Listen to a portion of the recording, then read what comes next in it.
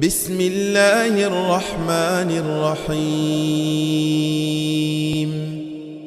به نام خداوندی بخشنده و مهربان. السلام علیکم و رحمت الله و برکاته. دوستان عزیز، موضوع حکمت از بزرگان را دوام داده حکمت امروزه را می خوانیم.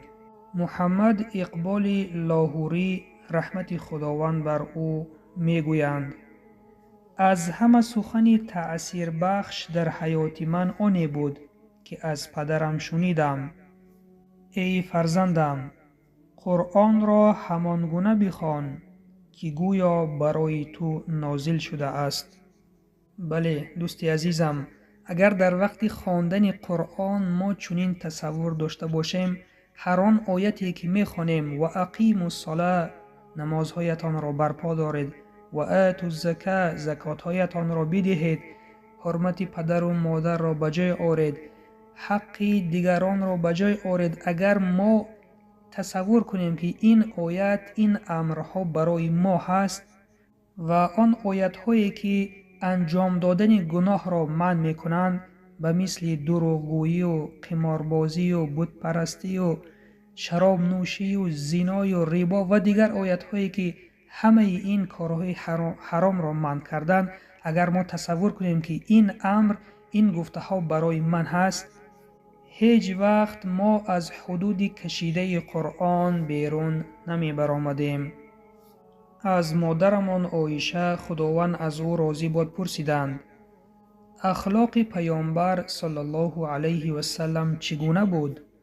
مادرمان در جواب گفتند: اخلاقشان قرآن بود، یعنی آن امرهایی که در قرآن آمده است آن را عمل می کرد و از آن چیزی که خداوند منع کرده است در قرآن از آن دست می کشیدند. پس برادر و خواهر ایمانیم، بیایید اخلاق خود را در دایره چهارچوبه قرآن تحریزی کنیم. این حیاتی که داریم، 60 و 70 80 سال زندگی میکنیم، این امانت است از جانب پروردگار. پس این امانت را چنان گذرانیم که روز قیامت پشیمان نشویم. الان اگر قرآن خوان نیستی برادر عزیزم، به خود مقصد گذار که انشاءالله خواندن قرآن را می آموزی. امروز صدها کتاب های مخلوق ها را خواندی، پس شرمت نمی آید که کتاب خالق خود که بهترین کتاب است که قرآن کریم است آن را خواندن نمی توانی. آیا بار به خود این فکر را کردی که کی تو به قرآن خوانی شروع میکنی؟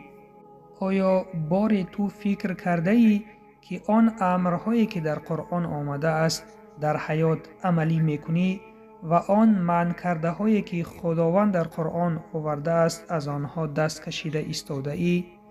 خداوند چقدر به تو نعمت ها داد: نعمت سلامتی، نعمت چشم، نعمت گوش، نعمت عقل و فهم و غیره. به قرآن خوانی شروع کن و در وقت خواندن تصور کن که این آیت برای تو نازل شده است. این بود پایان موضوع امروزه. سبحانك اللهم و بحمدک، نشهد ان لا اله الا انت، نستغفرک و نتوب الیک.